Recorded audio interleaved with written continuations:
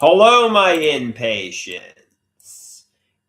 Good evening. Well, not evening. In 6 minutes, it will be evening. Right now, it's 5:54. So, good afternoon.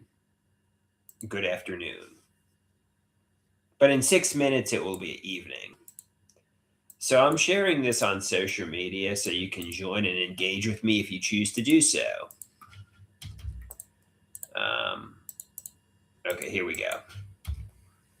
Shared. Okay. So, I'm going to go over the artwork that I created today with my mother. And I think some of it is. So he says, "What's all the extra noise? What do you mean? What do you mean, Rusty? What noise are you referring to? What is my microphone coming in poorly?" Okay, so I'll share with you the artwork. The first one. I say, I think my mother and stepfather betrayed me. Maybe my father too. I want them to communicate and to admit they are monsters behind their masks and torturers. Dr. Natural says to me, your home environment sounds horrible, but I doubt they had sadistic and nefarious intent. The answer, though, is to get independent. The best revenge is success. So even if I was not pharmacologically abused and tortured and terrorized, just get independent, basically. The next one, I say to Dr. Natural, I'm looking for a wealthy older woman to take care of me for looking sexy. And Dr. Natural says to me, try doing the more thought provoking thing. Try to get self sufficient, independent, and so on. Don't depend on a wealthy older woman. Instead, make yourself successful and free. Go to mental health recovery programs and try to make your own money. And last, but certainly not least, is my mother's green bunny. Otto Greenberg, who is a nearly 40-year-old mental patient who is a caricature of me at times, is talking to a social media model. And she asks him, what would my parents think if they knew I was selling spicy photos? I imagine they would be horrified. What do you think? And Dr. Natural says to Otto, I bet her parents already know. They probably think of her as a disappointment. Yeah, my mother. This is my mother's handwriting. Why is it poor? Yeah. This is my mother's handwriting. Yeah, my mother definitely wrote this. I mean, obviously the storyline came from me, but this is definitely my mother's handwriting.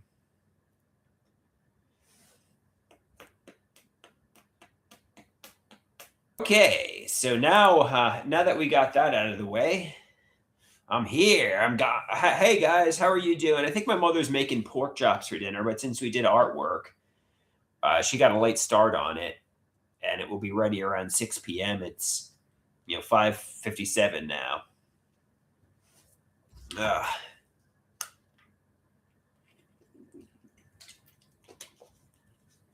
Rusty Trombone asks, "What do you think, Andrew? Are you Mike Tyson or Muhammad Ali?" Well, to be honest with you, I'm not a boxing expert, but I appreciate being compared to winners. I don't know which one I'm more like. Uh, which one would you say I'm more like? TB says he is super sick. What are you sick with? COVID, the flu? Yeah, I appreciate people comparing me to winners instead of like nefarious criminals, Sid Barrett, Brian Wilson. Not to say Brian Wilson's a loser, but don't compare me to severely mentally ill people, and criminals. Compare me to winners, like, you know, or Lane Staley. Don't compare me to Lane Staley, heroin addicts, compare me to winners. Compare me to Tom Cruise. Yeah, being sick is terrible because you just lie in bed all day. However, TB, you're getting a taste of what my life has been like for the past 15 years, just lying in bed. Well, I don't know. Maybe not. Maybe I was exercising too and doing social media content, but definitely I wasn't working. That definitely not working though.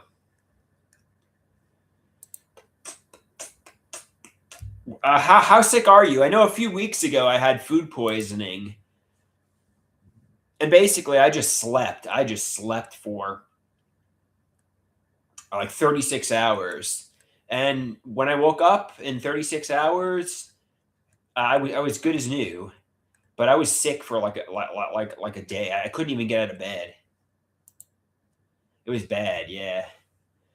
Is that how sick you are, TB? Is that how sick you are? Like I couldn't even get up to watch social media and get going on social media. I was just sick that day, really sick.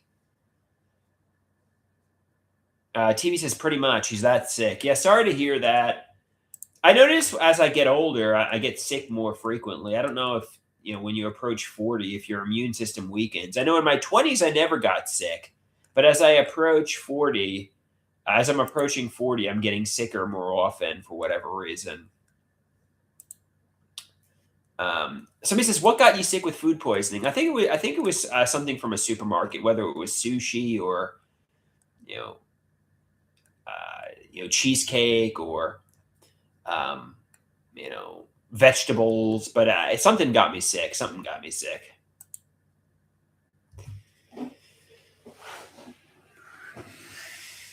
That's okay though. In a way, although I hate being sick because I like going to the gym and doing my thing.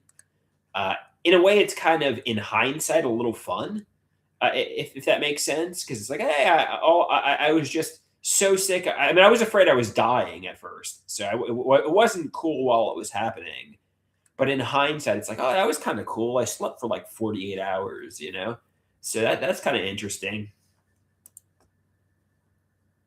Oh no, no, no, no! It was really bad. The vomiting was horrible.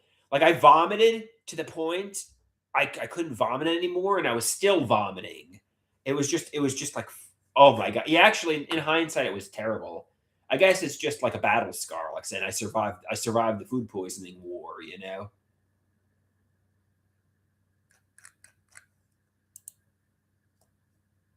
Yeah, it was like dry heaves. Yeah, man, it was terrible.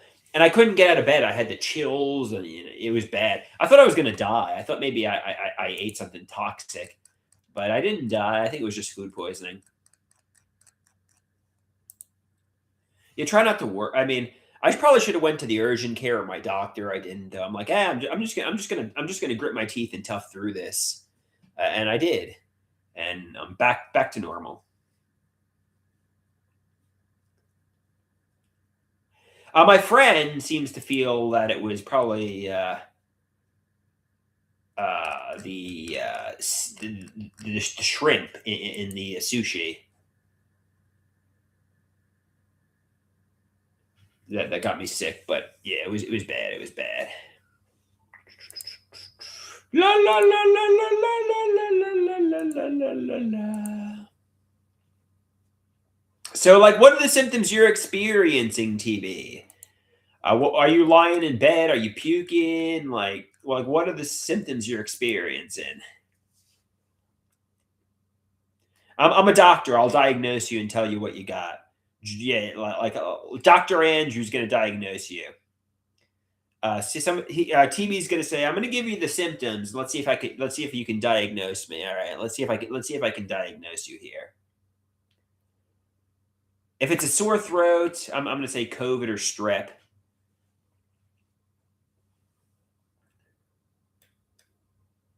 Fatigue, okay. Dizzy and a cough. Ooh. Are you throwing up? Could be COVID, could be the flu. Um, no vomiting, so it's not food poisoning. Hmm. I don't know. I don't know. I'm not really sure. I'm not really sure that those are pretty general symptoms. So I can't officially diagnose you there. I guess you could go to the urgent care or uh, your doctor and see what they think. But if you want. I know I always hate going to the urgent care or the doctor. I mean, sometimes it's necessary, like when I had COVID, because you want to get on meds to, get you better faster. But you don't want to go there unless you have to, right? You know, I mean, I mean, sometimes it's necessary, but yeah, well, you like to put that off. You like to just try to grit your teeth and say, "All right, let's ride this out." But yeah, sometimes you got to go to the doctor, I guess.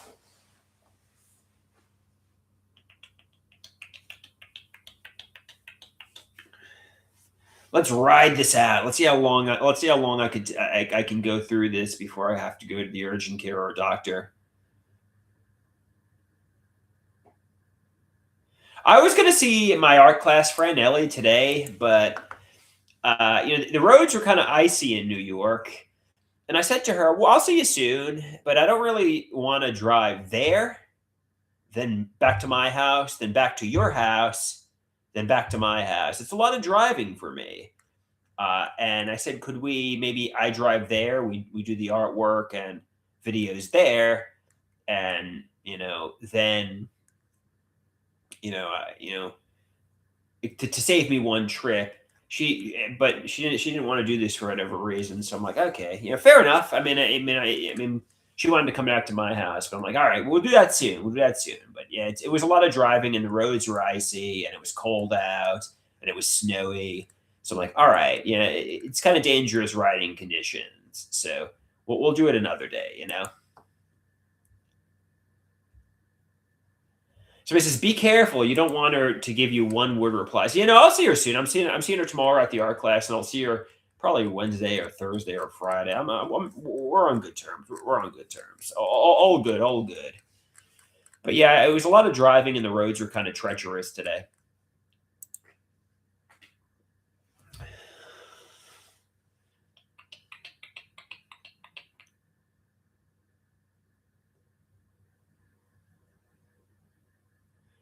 TV says Indian food gives me terrific burps, gas, yeah, farts.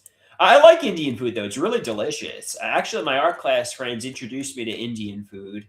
Well, maybe not officially. I mean, I had it before, but I started eating it really often, and it's just really delicious. There's this place in Hicksville called I think it's called D1.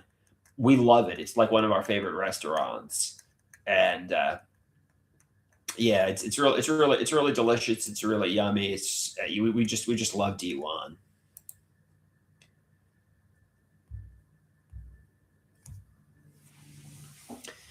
Yeah, and we got Anthony's Coal Fire Pizza, as we said on the live stream on the other channel, which was really good. I got wings there. I got like Parmesan wings, and I also got onion personal pizza.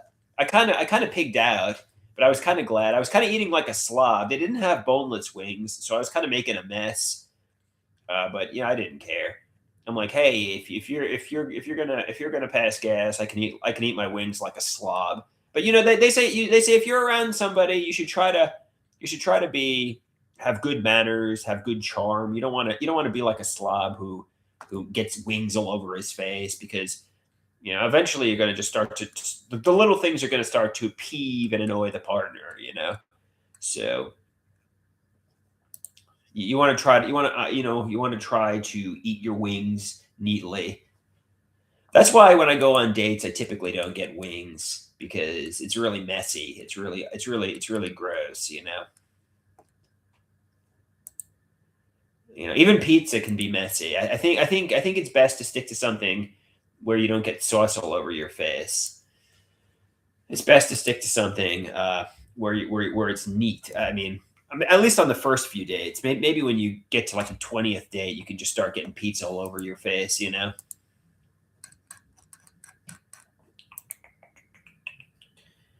Somebody says, "Do you drink carbonated water on dates?" Sometimes, at a pizza restaurant, for example, I'll go with San Pellegrino, or some, but usually I stick with water.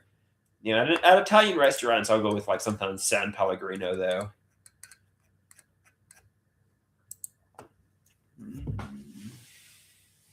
which is pretty good. Which is pretty good.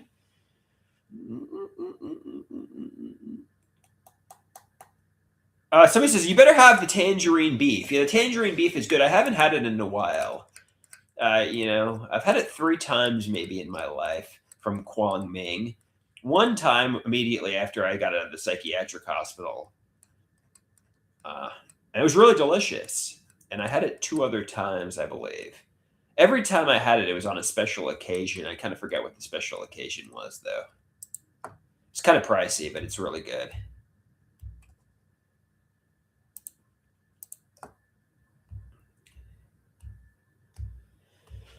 Ooh, maybe I'm just gonna go either lie in bed or listen to some music here. I'm kind of running out of steam. Anybody got any last? Somebody asks, is the psychiatric hospital food better than my mother's? I don't know. Sometimes so he says, what music are you gonna listen to? I was gonna listen to some Green Day. Ellie, my art class friend, got me into some Green Day. We were talking about Dookie and Brain Stew and American Idiot. So I was listening to some Green Day over the past few days. Uh, Interestingly enough, and I was probably going to put on Jesus of Suburbia and Boulevard of Broken Dreams. Rusty says Nimrod is the best Green Day album. Yeah, that has Time of Your Life, Good Riddance. So I was going to put on some Green Day, I think. Hess says, I like your cover of Boulevard of Broken Dreams. Yeah, thank you. Thank you. Yeah. So I was gonna throw that on for a little bit. Rusty says play some Offspring too. Yeah, they've got some good hits. They got some good music too. And Corn, I think Corn is a little too intense for me. They're a little too dark and intense. You know, I don't. I mean, I like Limp Bizkit, which is new metal. I mean, I like their whole sarcastic, stick it to the man kind of thing. But Corn is a little too dark and intense for me. Does anybody else feel me, or am I kind of alone on this one? Yeah, Slipknot's okay. I like Wait and Bleed. Yeah. I don't necessarily dislike Corn. I mean, there are some songs by them I like "Freak on a Leash," "Alone I Break," "Thoughtless," "Here to Stay," and the twist. Twist, I think it's called. I like that one. But yeah, some of their songs are a little too out there for me.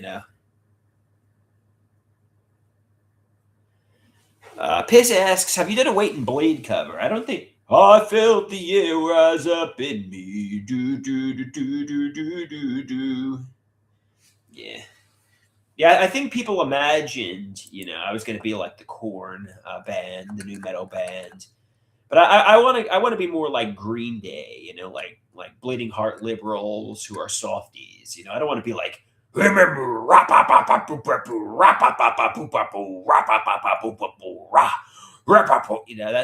how I want to be.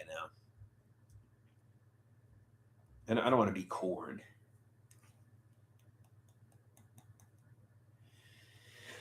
So if you had to say what artist I was the most like, now somebody would say Daniel Johnston. Let's just call a spade a spade. You're like Daniel Johnston, Andrew. But like, what artist do you think I'm the most like?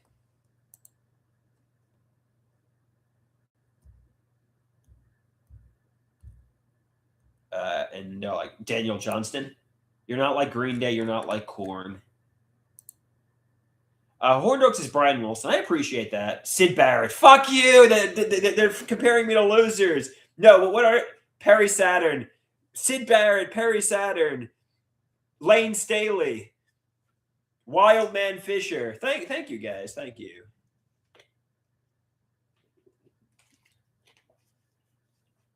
Rusty says James Blunt. How do you figure? You're beautiful. You're beautiful. You're beautiful. It's true. How did you come up with the James Blunt comparison?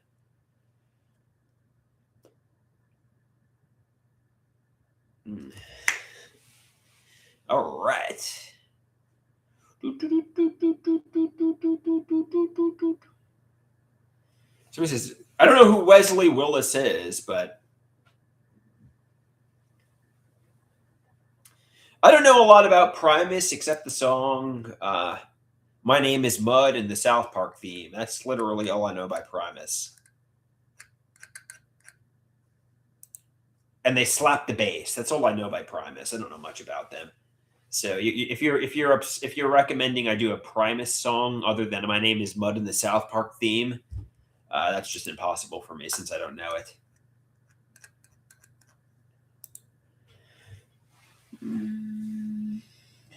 Horn Dog wants me to tell us about the Swell Boys. Well, I saw. I mean, a lot of them are childhood friends of mine, and we hung out for many years. Once a week, we'd get wings, and you know, we kind of went our separate ways around February 2020, and we haven't really socialized for the past 6 years.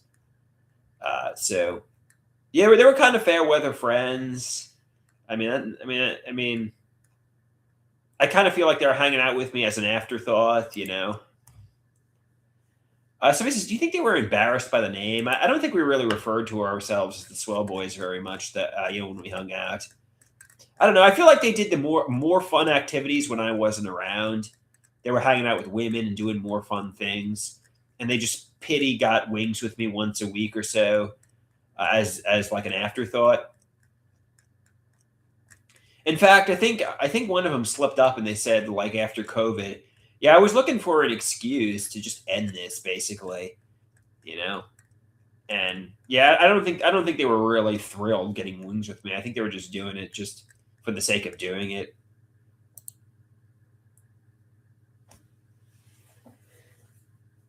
They weren't really real friends. I mean, we weren't enemies, but they were like fair weather friends, you know. They weren't really my friends. Sadly, my social life revolved around them. They were the only friends I had for many years, but they weren't friends, you know. They like from for most of my 20s and 30s, they were like the only friends I had, but they weren't friends, you know. And when I was sitting in my bedroom all day, every day, listening to my mother and stepfather scream and complain, I had nobody to talk to, you know, besides Dr. Garrett, basically.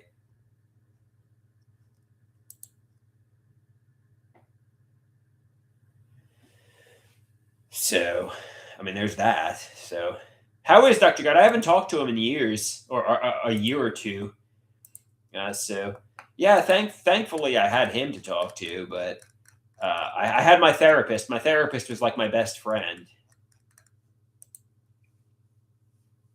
Somebody says, I bet Dr. Garrett is busy writing your novel. His novel, yeah. My therapist is like my best friend. It's called, yeah, my best and only friend.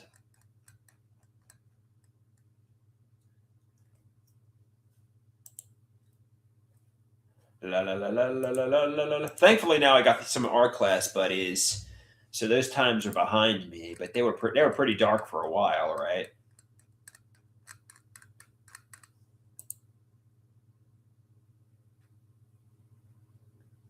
Somebody says I'm listening to "Karma Police" by Radiohead. That's a good song, yeah. TV says I bet Dr. Garrett has a life of luxury and leisure. Well, I mean, he was a doctor, so I'm sure he has plenty of money. I mean, but I think he intended to help people, right? He intended to, you know, people that had nobody in their life and were struggling. He intended to help people, so that's a good thing. I think doctors and teachers and those kind of people deserve success and money for doing good things. If you have good intentions, maybe you deserve a comfortable existence, right? I mean, if you have good intentions, you're helping people and you're doing right by people. I think you deserve that. So that's a good thing ultimately. I look at these like pop stars and movie stars who are like undeserving of riches and fame. I think Dr. Garrett deserves his money. Maybe some of these pop superstars don't, but what are you gonna do?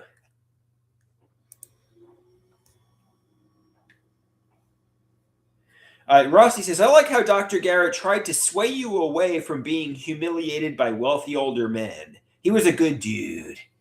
No, he was a talented doctor. I mean, I know that's just kind of common sense, but what's he going to say? Let wealthy older men humiliate and degrade you. But like, I know you're joking, but like, I know, but he was a good doctor, I think.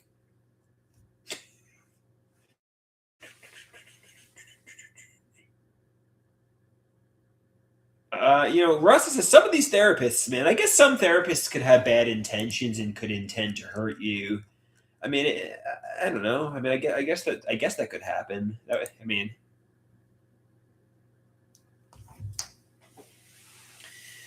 like, uh, I guess doctors could have bad intentions, right? Yeah. Somebody says I think Dr. Copland is another story, though. I mean, Dr. Copland is regarded as a psychiatrist and a psychopharmacologist, and he knows what he's doing with the medications. Apparently, I feel I was over medicated. I feel it was my mother who wanted me to take the medications, but they say nobody had malevolent intent. So just try to put it behind me. And they say the medications were not killing me; they were helping me. So just try to put it behind me. Try not to be so angry about it. I mean, it wasn't like a fetish to my mother and stepfather. Let's pharmacologically abuse Andrew and get off sexually from this.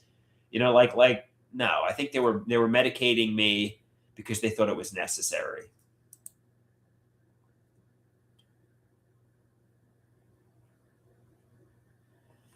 It wasn't like a fetish, like, oh, let's turn Andrew into a vegetable and hopefully he overdoses and goes into a coma and gets neurological damage and dies. That's not what they were doing. They were trying to help me, I think. Hopefully they didn't have sadistic intentions.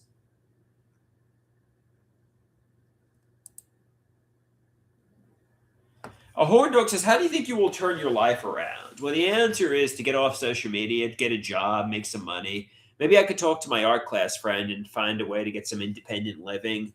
I think that, I mean, they say social media is not the answer, though. TB says when your mother got those medications prescribed, they were hoping to not get assaulted during Thanksgiving. They were not getting the medications prescribed to turn their son into a vegetable mind, or give him cancer.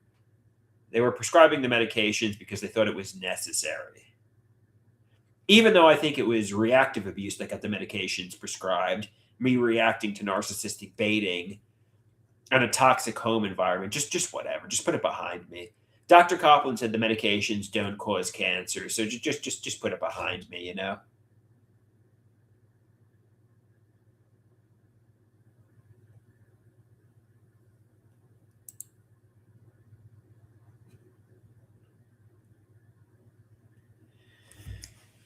Oh.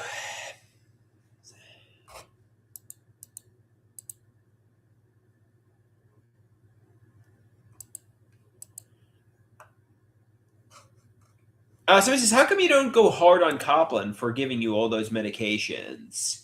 Maybe I could. Maybe I could. Maybe I could really. I'm seeing him Wednesday. Maybe I could curse him out and try to lose him as a doctor. I certainly don't want to take medication anymore, and I want to curse him out. I mean, I don't know. Maybe I'll try to be polite and respectful, but um, yeah, maybe I'll go. I don't know.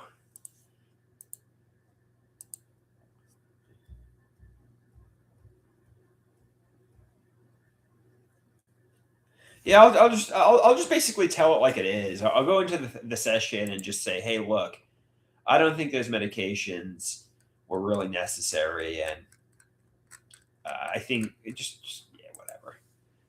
Yeah, I don't know how the session's going to go, but I'm seeing him Wednesday actually.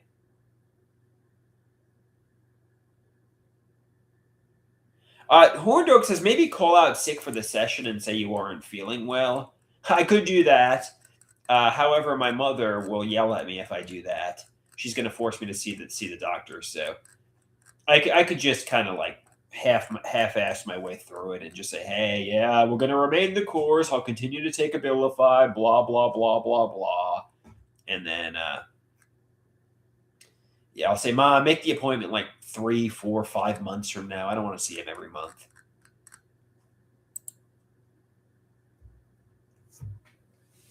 That's probably how the session's going to go.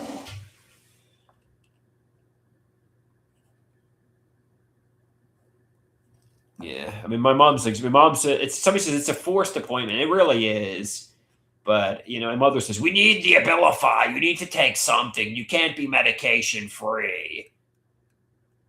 So,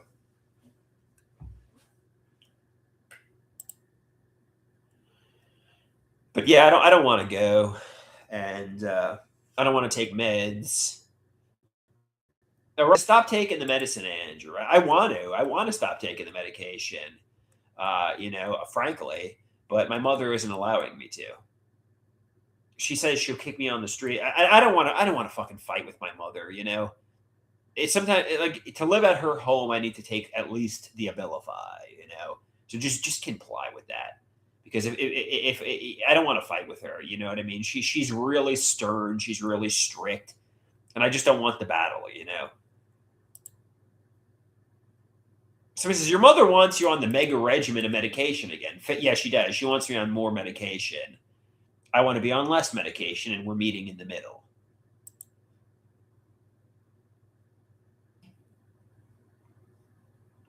My mother says to Dr. Kaplan, make sure he's a vegetable mind. Make sure he's chemically lobotomized. Keep him in a vegetative state. Yeah, whatever. I'll just go to the appointment. I'll say, "Oh, hi, Dr. Kaplan." Blah blah blah blah blah blah blah. Yeah. Everything's good. Whatever.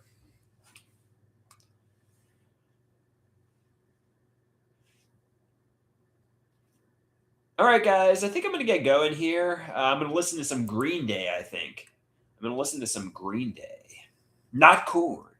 I'm not gonna listen to Korn. Horn Dog says Dr. Kaplan should be in prison, but he's a doctor, and he'll say I was delusional and schizoaffective and needed the medications. I want honesty and the truth to come out, but how do you prove Dr. Kaplan had malevolent or nefarious intent? He said in an email many years ago when I was still on the mega regimen of psychiatric medication, he never had nefarious intent, and he was just trying to keep me out of the psychiatric hospital. However, what is he going to say? I'm like the doctor who killed Michael Jackson with propofol, or I'm like Dr. Nick from The Simpsons. He's not going to obviously admit to that. From his point of view, he was trying to help me. I don't think he was a sadist who was trying to torture me. Somebody says good. Somebody says, okay, enjoy the music. Go listen to Green Day. All right, guys. Adios, amigos and amigas. Peace out. That is what it is.